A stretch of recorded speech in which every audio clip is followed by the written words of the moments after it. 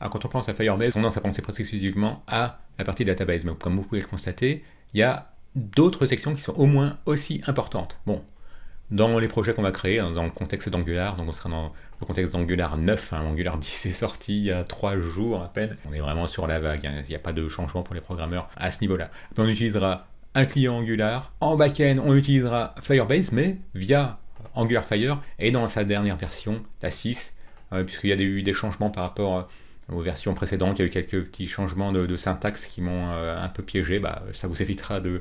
consacrer le temps vous-même de votre côté, et j'aurai finalement débroussaillé les choses pour vous sur la partie Angular Fire, et également Angular Material 9, histoire d'être full Angular dans ces applications. Pour en revenir à Firebase, on verra ensemble l'authentification aussi bien via la création de compte et de login via email et mot de passe que via un réseau social, donc en tout cas via, si on peut dire, le login social. On aurait pu utiliser Google, Facebook ou Twitter, nous on va utiliser Google tout simplement parce que comme vous allez vous servir de Firebase, vous avez forcément un compte Gmail puisque c'est lui qui vous servira à vous inscrire sur Firebase. On utilisera bien évidemment la partie database à l'aide de Cloud Firestore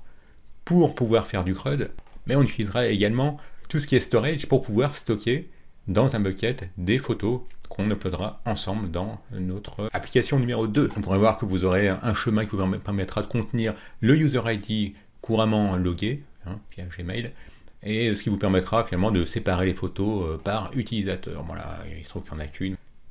Le hosting, le hosting, il n'y a pas grand chose à en dire, parce qu'une ligne de commande suffit. Firebase init, Firebase login, Firebase deploy, boum, c'est poussé, et vous bénéficiez d'un HTTPS. Et enfin, et non des moindres, nous utiliserons les Firebase Functions,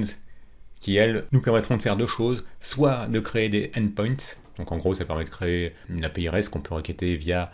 les verbes HTTP habituels, mais ce que je trouve plus intéressant encore, c'est que ça vous permet de créer des background functions qui sont capables d'interagir avec toutes les autres, tous les autres, en tout cas ces trois-là, l'authentification, database et storage, et de pouvoir réagir concrètement à un événement qui se passera. Donc par exemple, vous pourriez réagir lorsqu'un compte et un utilisateur est créé ou bien qu'il se log, vous pourrez écouter l'événement correspondant, vous pourrez écouter, c'est ce qu'on fera ensemble,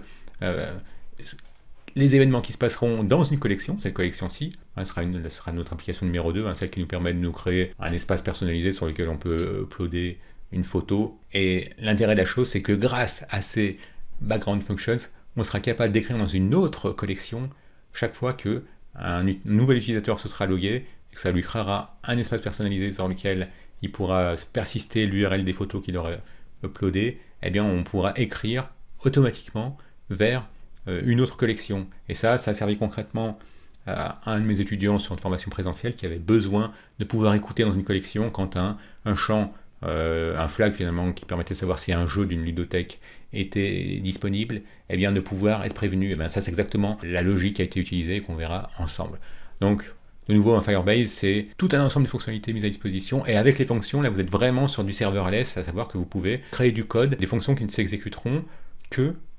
côté serveur, sans avoir besoin de créer vraiment votre propre serveur ou de louer un serveur dédié ou mutualisé. Et finalement, on est même dans une logique de microservices.